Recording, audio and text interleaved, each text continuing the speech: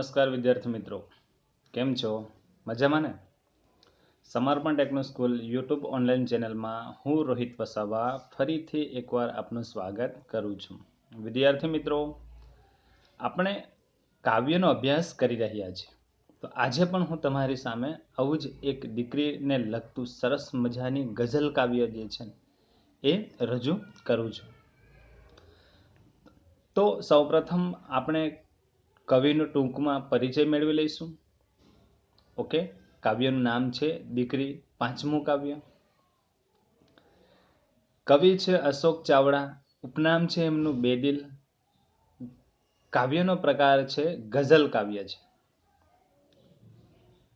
તો પાઠ્યપુસ્તક લઈ લેજો, કારણ કે તમારી પાસે જે પાઠ્યપુસ્તક છે એમાં ખાસ મહત્વની બાબત જે છે એ અંડરલાઈન કરી લેવી જોઈએ. ઓકે, તો કવિના પરિચયની આપણે ચર્ચા કરીશું.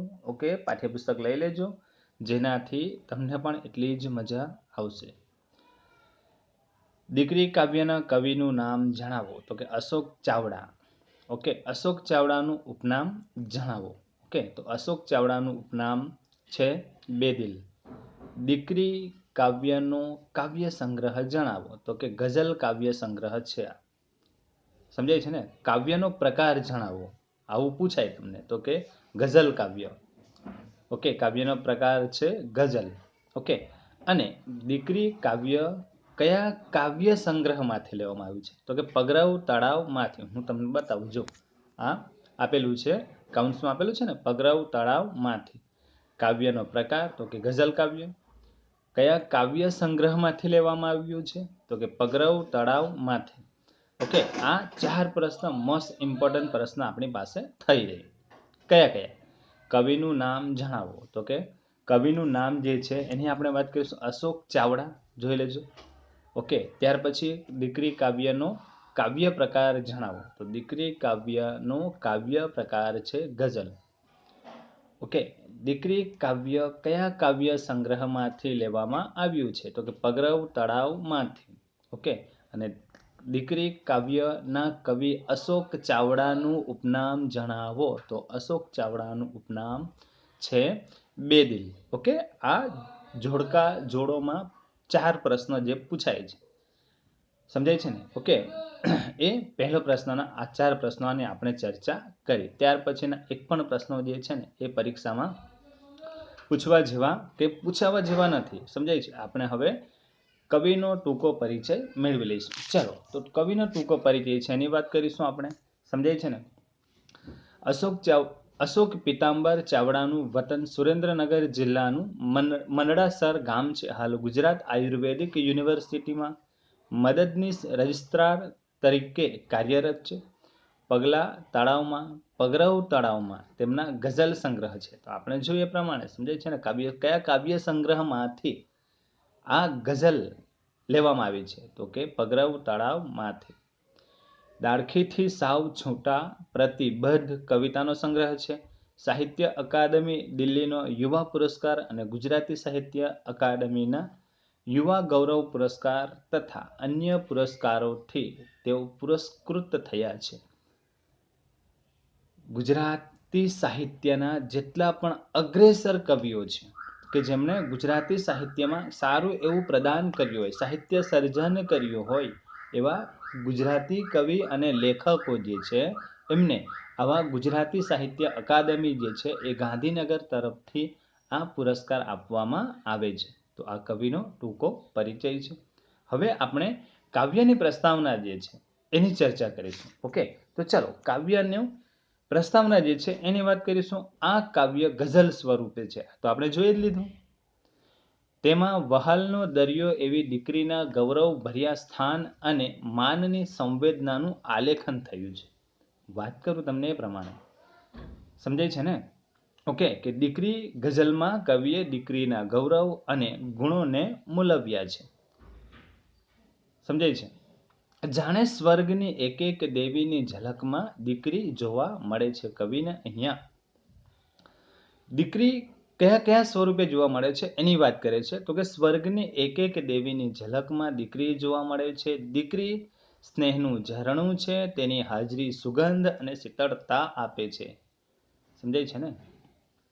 ખડકમાં શિલ્પ કોતરાય અને મા બાપ દીકરીને ઉછેરે છે. ભારતીય સંસ્કૃતિના પ્રતીકો દ્વારા દીકરીનું વ્યક્તિત્વ પ્રગટ થયું છે.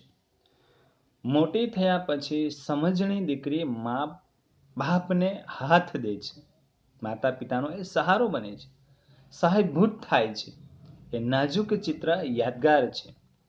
દીકરીની વિદાય પછી ભીની થતી પાંપણમાં દરેક વખતે દીકરી પ્રત્યક્ષ થાય છે કે જ્યારે દીકરીના લગ્ન કરાવીને એ જ માતા પિતા એને સાસરે વળાવતા હોય છે. સમજાય છે ને? એટલે કે એને વિદાય આપતા હોય છે ને તે સમયે માતા પિતાની આંખ જે છે ને એ ભીની થતી હોય છે. તો ભીની થયેલા એ પાંપણમાં દરેક વખત આ દીકરી જે છે ને એ પ્રત્યક્ષ થાય છે. પિતાની નજરે આલેખાયેલું દીકરીનું વત્સલ અને મધુર વ્યક્તિત્વ છે. દીકરીના વ્યક્તિત્વની મહત્તા અને માતા પિતાના મનોભાવોને ગઝલમાં સુંદર વાચા આપવામાં આવી છે. તો અહીંયા આપણે વાત કરીએ છીએ ગુજરાત સરકાર, ભારત સરકાર દ્વારા પણ દીકરીને પ્રોત્સાહિત કરવા માટે સમજાય છે ઘણા બધા કાર્યક્રમો કરવામાં આવતા હોય છે. ઓકે, દીકરી વહાલનો દરિયો આવો એક નિબંધ જે છે એ નિબંધ પણ મોટા ભાગે પરીક્ષામાં પૂછાતો હોય છે. સમજાય છે? તો એવું નથી કે આવો નિબંધ પૂછાણો હોય. સમજાય છે? તો આપણે ચોક્કસ નવનીતમાં કે કોઈ પણ સાહિત્યમાં આપેલું હોય એવું ને એવું જ લખીએ. આપણે આપણી રીતે પણ આપણું શબ્દ ભંડોળનો પણ એમાં ઉપયોગ કરી શકતા હોઈએ છીએ. સમજાય છે? પણ હા, એ શું હોવું જોઈએ તો કે દીકરીને રિલેટેડ, સમજાય છે, દીકરીને લગતા એ વાક્યો, એ ભાષા હોવા જોઈએ. સમજાય છે? એ જ વાક્યો દ્વારા, જેમ કે ગુજરાતી ભાષામાં આપણે નિબંધ લખતા હોય તો દીકરીને અનુકૂળ આવે, સમજાય છે, એવા જ વાક્યો એમાં અતિ ઉપયોગી થઈ રહેતા હોય છે. તો મિત્રો, આ થઈ ગઝલ કાવ્ય જે છે એની પ્રસ્તાવના છે, ટૂંકી પ્રસ્તાવના આપેલી છે. હવે આપણે કાવ્યની ચર્ચા કરીશું. સમજાય છે ને? ઓકે, હા, હું તમને વાત કરીશ જેમ કે સમાનાર્થી શબ્દ, વિરુદ્ધાર્થી શબ્દ જે છે ને એ મોટા ભાગે ધોરણ 10ની પરીક્ષામાં વૈકલ્પિક સ્વરૂપે આપેલા હોય છે. સમજાય છે? ઘણા બધા વિદ્યાર્થીઓ જે તૈયારી કરતા હોય ને આવડી પણ જતા હોય છે. અને સરસ મજાની વાત તો એ છે કે એમાં 3 વિકલ્પ આપેલા હોય છે. સમજાય છે? તો આપણે એમાંથી વિકલ્પ પસંદ કરવાનો છે. સમજાય છે? અને કોઈ પણ એક તમને પ્રશ્ન પૂછેલો હશે અને પૂછેલા પ્રશ્નનો 3 સામે કાઉન્ટ્સમાં વિકલ્પ આપેલા હશે. તો આપણે તેમાં પસંદ કરવાનું છે. સમજાય છે? એટલે થોડીક હિન્ટ પણ આપણને મળી જાય તો જવાબ ચોક્કસપણે આવડી જતો હોય છે. આ બહુ ચિંતા કરવા જેવી નથી. ચલો વિદ્યાર્થી મિત્રો, તો આજે આપણે દીકરી કાવ્ય જે છે, ગઝલ કાવ્ય જે છે એની સંપૂર્ણ માહિતી મેળવીશું. સ્વર્ગની એક એક દેવીની ઝલકમાં દીકરી. કવિ અહીંયા કહે છે કે શું કહે છે કે કવિને સ્વર્ગની એક એક દેવીમાં દીકરીની ઝલક દેખાય છે. સમજાય છે ને? સ્વર્ગમાં એક એક દેવીમાં, સ્વર્ગ દેવોનો લોક જે છે, સમજાય છે? સ્વર્ગ એટલે દેવોનો લોક. તો કે કવિને દેવોના લોકોમાં એટલે કે દેવીઓ જે છે ને એની ઝલકમાં, સમજાય છે, એની ઝલક એટલે શોભા, તેજસ્વિતા જેને કહી શકાય. તો એ તેજસ્વિતામાં કવિને આ દીકરીનું સ્વરૂપ દેખાય છે, દીકરીની ઝલક દેખાય છે. સમજાય છે? શું કહે છે કવિ? છે સુખડ ચંદન ને કુમકુમના તિલકમાં દીકરી. કવિ શું કહે છે આગળ કે દીકરી સુખડ ચંદન એટલે ચંદનના ઝાડનું સુગંધી લાકડું. શબ્દ સમૂહ માટે એક શબ્દ કદાચ પૂછાઈ શકે. સુખડ ચંદન એટલે ચંદનના ઝાડનું સુગંધી લાકડું. તો કવિ શું કહે છે એની વાત કરીશું કે દીકરી સુખડ ચંદન જેવી સુગંધ અને શીતળતા આપે છે, ઠંડક આપે છે, ટાઢક આપે છે. કારણ કે ચંદનનું લાકડું એ સુગંધી, સુખડ ચંદન સુગંધી અને શું કહેવાય છે ઠંડક આપનારું હોય છે. અને એટલા માટે કવિએ અહીં દીકરીને સુખડ ચંદન સાથે સરખાવી છે. આગળ શું કહે છે? કુમકુમના તિલકમાં દીકરી. કુમકુમના તિલકમાં દીકરીનું સૌંદર્ય વસ્યું છે. તિલક સમજાય છે ને? કપાળમાં જે કરવામાં આવતું ટીલું જે છે ને એને તિલક કહેવાય. કુમકુમ કંકુના તિલકમાં, સમજાય છે? તો આ કપાળમાં જે ટીલું કરવામાં આવે છે ને એ કપાળમાં એ તિલકમાં એમ કહે છે દીકરીનું સૌંદર્ય વસેલું છે, વસ્યું છે. સ્નેહનું ઝરણું ફૂટે એનું જ આ પરિણામ છે એમ કહે છે. સ્નેહ, પ્રેમ, સમજાય છે ને, વહાલ, એની વાત કરેલી છે. જોજો, હેત, ઘણા બધા સમાનાર્થી શબ્દો છે. તો શું કહે છે? સ્નેહનું ઝરણું. ઝરણું શબ્દ સમૂહ માટે એક શબ્દ. જમીન કે પહાડમાંથી ઝરતો પાણીનો વહેડો જે છે, આપણે ચોમાસાના સમયમાં જે કુદરતી સૌંદર્યમાં જતા હોય છે ને, ત્યાં ઝરણું વહી રહ્યું છે ને, એને જોવાની તાલાવેલી જોરદાર હોય છે. સમજાય છે ને? અને એ સૌંદર્ય અદ્ભુત હોય છે. સમજાય છે? તમને, મને, સૌને એ ઝરણાને માણવાનું ગમતું હોય છે.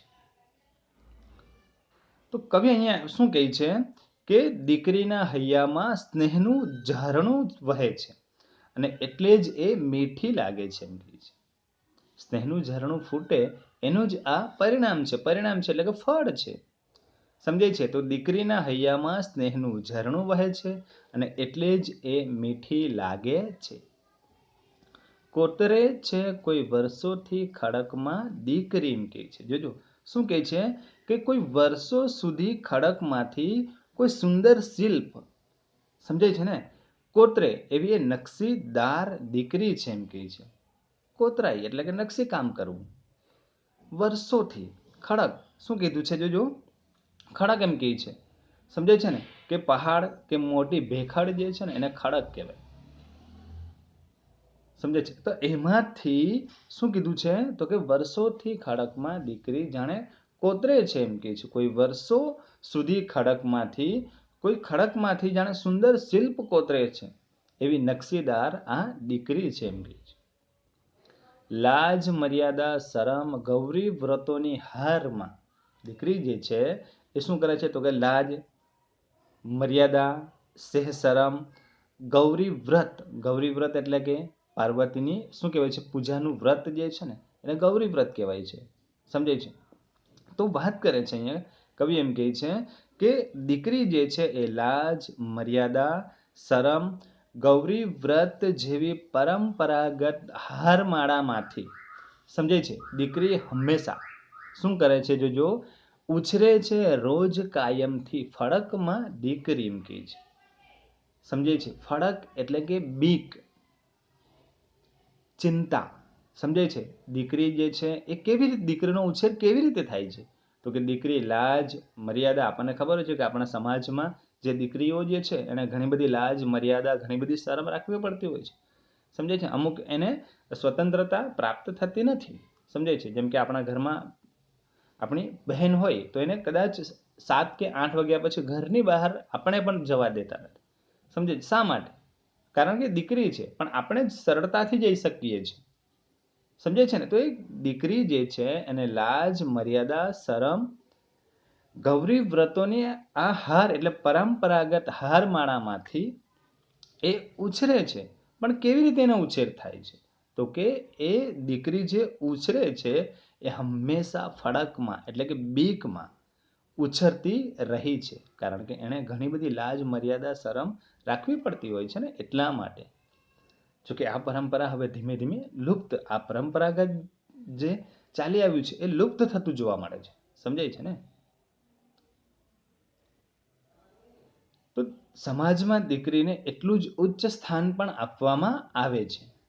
સમજાય છે? પણ કવિ શું કહે છે કે આવી રીતે લાજ, મર્યાદા, શરમમાં ઉછરેલી અને એ કોઈક ચિંતામાં, કોઈક બીકમાં, સમજાય છે, ઉછરતી રહે છે આ દીકરી એમ કહે છે. શું કહે છે જોજો કવિ કે જે શિરે હું હાથ ફેરવતો, હાથ ફેરવતો એટલે આશીષ આપવા, રૂઢિપ્રયોગ, હવે હાથ દે છે. વાહ, શું વાત કરે છે કવિ! જોજો, એને શિરે શું કરે છે? તો કે હાથ ફેરવીને વહાલ કરું છું. સર, શિરે એટલે મસ્તક, સમાનાર્થી શબ્દ કદાચ પૂછાય. સમજે છે? હું હાથ ફેરવતો, એને હું આશીષ આપતો, વરદાન આપતો, અને એ જ સમજણી થયેલી દીકરી આજે મને હાથ દે છે, એટલે કે મને સહારો આપે છે, વિસ્તરે છે, ફેલાય છે એમ કીધું છે. જોજો, સમજાય છે ને? ફેલાય છે એમ સમજણમાં, ફલકમાં દીકરી એમ કહે છે. વિસ્તરવું એટલે કે ફેલાવવું. ઓકે, તો આવી જ રીતે વાત કરે છે. જો શું કહે છે કે કવિ એમ કહે છે, જે શિરે હું જે મસ્તક પર હાથ ફેરવતો, આશીષ આપતો, વરદાન આપતો. હવે એ જ સમજણી થયેલી દીકરી જે છે, સમજાય છે ને, એ જ સમજણી થયેલી દીકરી આજે મને સહારો આપે છે. અને એવી જ દીકરીને હું કેવી રીતે ભૂલી શકું, એમ કહે છે કે દીકરી આજે કેવી સમજદાર થઈ ગઈ છે કે જેને માથે હું હાથ ફેરવતો એ જ આજે મને સહારો આપે છે. સમજાય છે ને? ઓકે, વિસ્તારે છે શબ્દ આપેલો છે, વિસ્તારે એટલે કે ફેલાવવું, એટલે કે એ દીકરી આજે બધી જ રીતે સમજણી થઈ ગયેલી જોવા મળે છે. સમજણના ફલકમાં દીકરી એવો શબ્દ વાપરેલો છે, એટલે કે ડહાપણ એવું એનામાં સૂઝ, સમજાય છે ને, શાણપણ એટલે કે આસમાન સ્વર્ગ સુધી એ હવે સમજણી થઈ ગઈ છે, એમ કહે છે. અને એટલા માટે જ કવિ કહે છે કે મને આજે એ સહારો આપે છે, એ આજે મને હાથ દે છે, અર્થાત મને સહારો દે છે. તો આવી દીકરીને હું કેવી રીતે ભૂલું, એમ કહે છે.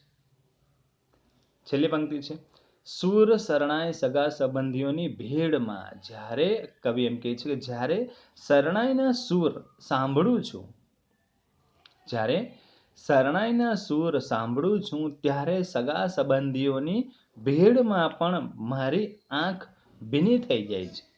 રોજ ભીની થાય છે, ભીની પલકમાં દીકરી. સમજે છે ને? પલક એટલે કે પલકારો. ઓકે, આંખની પાપણ જે છે એની વાત કરેલી છે. સૂર શરણાઈ સગા સંબંધીઓ અને ભીડમાં. સમજાય છે ને? ઓકે, સૂર એટલે કે સ્વર, શરણાઈ એટલે કે ફૂંકીને વગાડવાનું એક વાજિંત્ર, વાજુ જેને કહેવાય છે. ઓકે, તો સગા સંબંધીઓની ભીડમાં એમ કહે છે દીકરીની યાદ આવતા રોજ ભીની આંખ મારી રોજ ભીની થઈ જાય છે. અને એ જ ભીની પલકમાં દીકરી પ્રત્યક્ષ થાય છે, મારી સમક્ષ થાય છે. તો આવી રીતે કવિ જે છે એ દીકરી પ્રત્યે એટલી જ સહાનુભૂતિ, દીકરીના ગૌરવો અને એના ગુણોની વાત કરે છે. શું કહે છે કવિ? છેલ્લે કહે છે કે જ્યારે શરણાઈના સૂર સંભળાય છે ત્યારે સગા સંબંધીઓની ભીડમાં પણ દીકરીની યાદ આવતા મારી આંખ જે છે ને રોજ ભીની થઈ જાય છે. અને એ ભીની પલકમાં આ દીકરી મને પ્રત્યક્ષ થાય છે, એટલે કે મારી સામે એ ખડી થાય છે. આમ વહાલી અને મીઠડી દીકરીના આ ગૌરવ ભર્યા સ્થાન અને માન હંમેશા પિતાના હૃદયમાં રહેવાના. ઓકે, આના ઉપરની પંક્તિ એકવાર હું તમને સમજાવું. જો વાત કરે છે કે જે શિરે હું હાથ ફેરવતો, એટલે કવિ શું કહે છે કે જે ને હું વરદાન આપતો, જે દીકરીને હું આશીષ આપતો, બરાબર છે, હું વહાલ કરતો, વહાલ કરીને એને માથે હાથ ફેરવતો, એમ કે છે. ઓકે, આશીષ દેતો, અને એ જ દીકરી આજે મને આશરો આપે છે, સહારો આપે છે.